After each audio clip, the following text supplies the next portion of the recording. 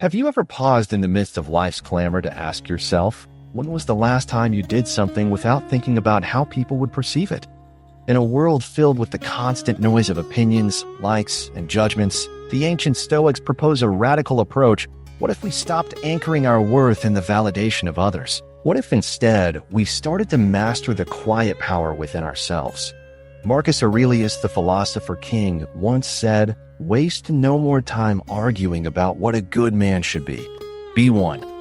But how does one embody this powerful truth in everyday life? Consider the tale of Elara, a modern-day seeker of truth overwhelmed by the relentless pursuit of external acceptance. She lived a life where every decision felt governed by the anticipated reactions of those around her.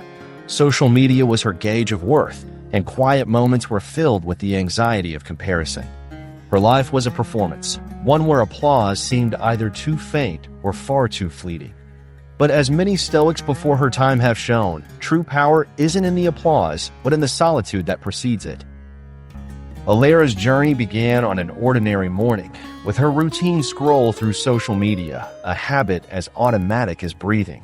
Each image a friend shared seemed to whisper in tones of superiority, "Look at my life. Notice my happiness. Envy my success." It seemed like every post was a silent indictment of her own life's deficiencies, casting shadows over her self-worth, painting each day with subtle hues of inadequacy.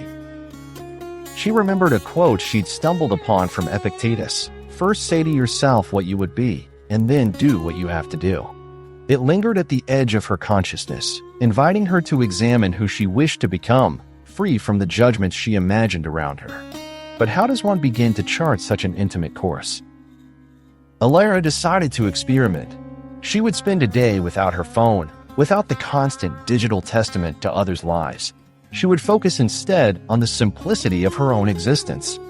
As the day unfolded, she felt an unfamiliar unease, a creeping sense of emptiness without the distraction of virtual connection. But then she noticed something else, a certain liberation accompanied by the sound of her own thoughts, suddenly vivid and unfiltered.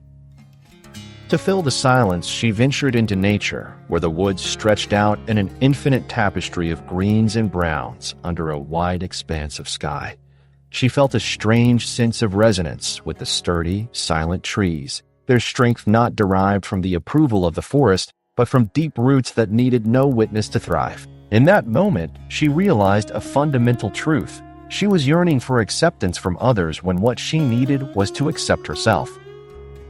That evening, with a newfound sense of purpose, Elara lit a candle and sat in its warm, dancing light.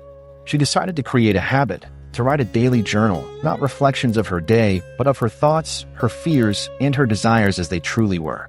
She wrote about virtue, exploring what it meant to live with integrity, and how authenticity must be forged in actions, not appearances.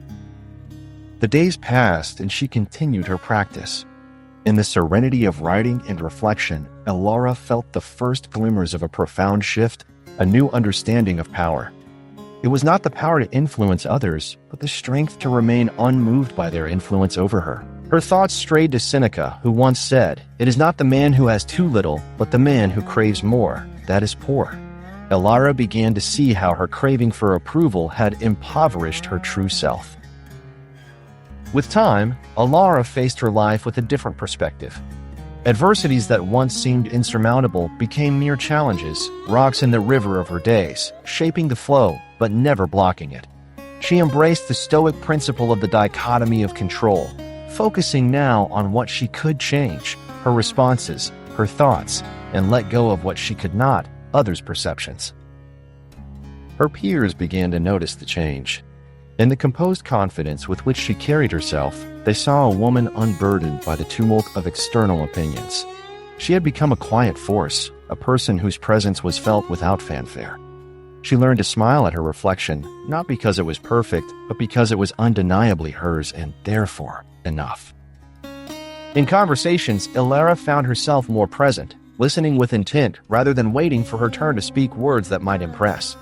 As a result, she forged deeper connections, inspired not by what she could gain, but by what she could give of her self-authenticity. Her actions mirrored the teachings of Epictetus. We have 2 ears and 1 mouth, so that we can listen twice as much as we speak. Her life became a tapestry of meaningful encounters, colored with genuine effort and mutual respect. One particular day, as the sun dipped into the horizon, she sat with an old friend at a cafe, surrounded by the gentle hum of evening chatter. Her friend remarked, "You seem different, Elara. At peace." Elara smiled softly, gazing at the amber glow of the setting sun. "I stopped waiting for others to define who I am," she replied. "I started to listen to the quietest voice, my own." This was her turning point, where she embraced the Stoic idea of amor fati, the love of one's fate. She saw beauty in the imperfect moments of her life, understanding that adversity was not just a storm to weather, but the rain that helped her soul to grow. Her journey echoes the wisdom of the Stoics, who teach us that our greatest power lies within. In the silence between our actions and the world's reactions, we find who we truly are. It is here, in this tranquil space, that we grasp the freedom of knowing our worth, unapplauded and unshaken. And so, I leave you with a question inspired by Elara's journey. When will you begin your own path towards self-mastery?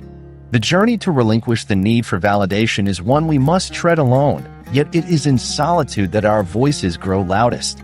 Embrace the silence, confront your fears, and let the strength within you rise. In the end, as the Stoics have shown us, this is the quiet power that makes us truly unbreakable.